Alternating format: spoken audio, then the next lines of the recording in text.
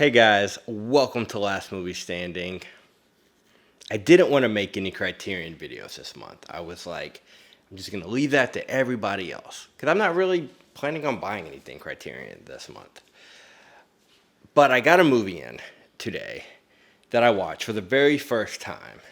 And I only bought it because Amazon had this like flash sale where I got it for $15. This new 4K for $15. And we're talking about William Friedkin's Sorcerer from 1977. And guys, this movie bored the shit out of me. I can't hide that at all. This movie was recommended to me by a bunch of friends. I heard nothing but hype about this movie. And I'll be honest, I can't get rid of it fast enough. It's not for me. I'm not here to bash a movie that I don't like because I know how much this probably means to a lot of people. I mean, it's Friedkin who's got a massive fan base, and I love Friedkin. I mean, I love stuff that he's done. I'm not gonna call myself a William Friedkin like fanboy. The Exorcist, I legit think is like one of the best horror movies ever made. And it's very slow paced, and I get that. I get that about Friedkin. Texas Joe. Texas Joe is amazing. Sorcerer? First off, I can't get past this art. All I think about when I see it is Moana. The little coconut people. That's all I see with this artwork. Though I do like the artwork. I think the original poster or whatever with the bridge is much better. But I watched this movie for the very first time today. Got this in. And I'm just bored out of my mind. Like, I'm like an hour in and nothing has happened. And, you know, I'm talking to people on text. They're like, oh, just wait till the bridge sequence. And I will admit, the bridge sequence is dope. It's cool. It's not as cool as the Indiana Jones. I was like tripping over my words. The Indiana Jones scene in Temple of Doom with him with the sword and, you know, it's not as cool as that, but it's way more dangerous, you know, because I'm looking at it as somebody who has made movies, and I'm like, whoa, and I know they did this for real. I'm just looking at that truck, like I'm sitting there like, how many times did that truck really turn over? Because how did somebody not die making this sequence? That's how like great the sequence is, but it's nothing thrilling. Because here's what I've heard. I've heard nothing else about this movie other than it's super tense. Even on the back it says William Friedkin's pulse pounding reimagining. Pulse pounding. Nah, I was bored like a lot through this movie. Even the scene at the tree, I was told, wait till they get to the tree sequence. Like, they just blow it up. There was nothing exciting about that scene.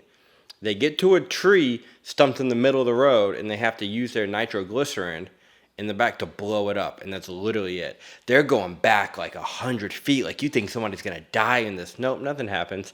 It just blows up. No fire or nothing, just tree debris. It was cool, but it wasn't like it was building up to this moment that just wasn't there. The thing that shocked me the most about this movie was when one of the trucks exploded out of nowhere. Sorry, spoilers if you haven't seen this movie. If you haven't seen this movie, watch it first.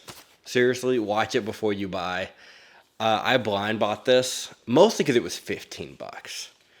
And I'm like, $15 for a Criterion 4K that just got released a month ago? Cheaper than the $25 sale right now for the July sale? Hell yeah, I'm going to get it. This was one of those buy now, regret later kind of a things. And I'm not going to lie, I regret buying this. I regret every bit of that $15 that I know could have gone to like a nice meal at Wingstop. Get me like an 8-piece wing with an extra large drink and some extra sides. I probably still would have been under what this movie cost, and I would have enjoyed it a lot more. There is one small redeeming aspect. of this release, which is the one I'm most conflicted about when it comes to will I keep this or will I not? Because I'm not gonna lie, an hour in, I was on Amazon like return, but there's something on this release that is actually really good. And I watched it. It's on Tubi. You can watch it right now for free on Tubi. But this is the only time this documentary has ever been on a physical release. And it's on Blu-ray. It's freaking, I say freaking, I like freaking uncut. And it's like an hour and it's a really good documentary. I don't know if it's like an hour and 78 minutes or if it's like an hour and 48. It's a very long documentary. I think it says 78 minutes. It's fantastic. I love documentaries about filmmakers, and this kind of goes through his whole career and not just Sorcerer. They even bash Sorcerer in the movie. In the documentary, they say, well, we shouldn't have cast the guy from Jaws. We should have cast Steve McQueen, and the movie probably would have been better. The writer of the movie even said they miscast it. And I'm not saying the guy's miscast. I'm saying, one, there's too many characters in this movie. In the first 40 minutes is just their backstory. They don't even get to the truck until, I think 50 minutes into the movie, which is probably the coolest part of the movie, is them, putting the truck together, and then they got this wide shot of the truck, and the piano's going, and, the beat is going with the lights turning on. I'm like, that's cool. But let's get into that. Another thing I was sold on this movie was Tangerine Dream score. And I love Tangerine. The Keep, you can say what you want about The Keep. The Keep is not a complete movie. But that score, ooh, it's so good. Legend. I hate the Tangerine Dream score in the movie. But as a soundtrack, just on its own, absolutely amazing. There's no real Tangerine Dream in this. The music it doesn't explode to me. The Keep, oh my God, you knew you were listening to Tangerine Dream. Legend, you're listening to Tangerine Dream. I could not tell you, this was Tangerine Dream. And if I did, I would say this is the weakest Tangerine Dream soundtrack I've ever heard. I guess I would have to listen to just the soundtrack on its own to appreciate it. But in the movie, I don't see it, you guys. I'm sorry, I don't. I don't want to bash the movie because it's just not for me. And I honestly don't think it's for a lot of just normal people. And I'm not going to sit here and say this is just a typical pretentious Criterion movie, because there are some movies that are pretentious and super slower than this movie, that I love way more. Barry Lyndon. Criterion's putting out a 4K of Barry Lyndon. I think that just came out this week. I pre-ordered it from Amazon, so it's not getting here till the end of the month. That movie is slow as hell. Super slow. But I love it. I find it really interesting. It's one of my favorite Kubrick movies. So it's not really about, Criterion's pretentious with their releases. It's not about that. I think this movie is slow and boring and very typical Criterion. I don't blind buy Criterions. I don't. This was just freaking, and everybody was talking about how amazing it is. And it's just not for me, personally. The packaging, I think the packaging is cool. You get this thick little digibook. I don't even know how to open it sometimes with these. But one thing I think they did kind of mess up on was they put this in backwards, upside down. Most packages like this come like this, so you can easily take the top disc out, either or.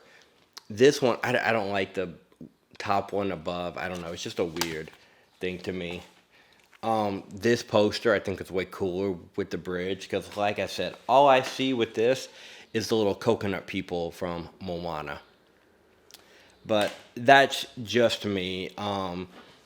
The saving grace to this whole release is the documentary on disc 3.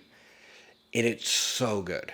It is so good. It's almost worth me keeping, because it's only $15. I didn't pay $25 for it.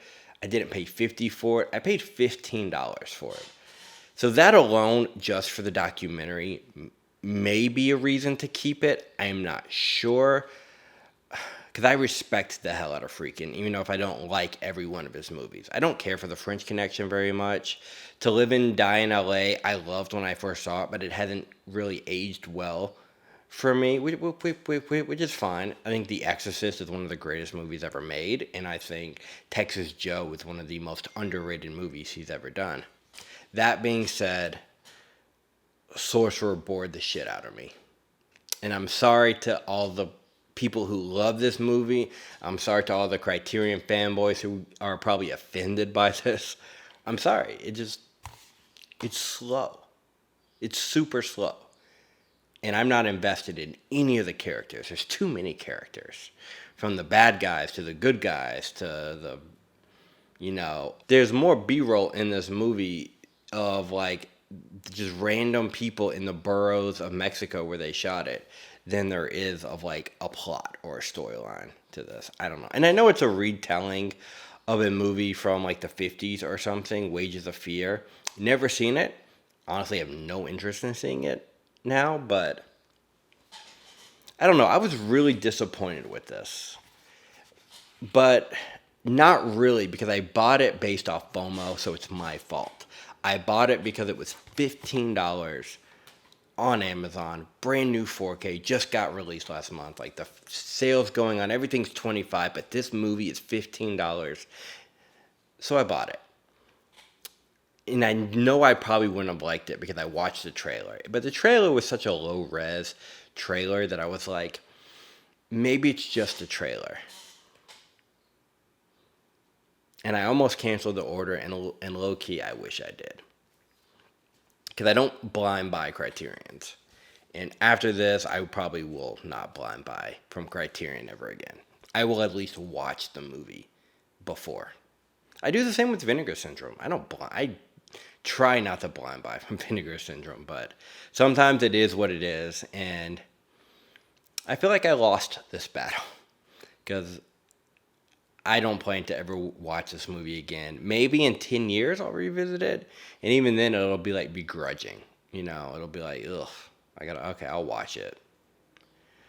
But the documentary is dope. What do you guys think? Are y'all picking it up? Are you a fan? If you're a fan of the movie, buy the 4K. The transfer looks great. I will say the beginning of the movie, like the first shot, looks really, really, really bad.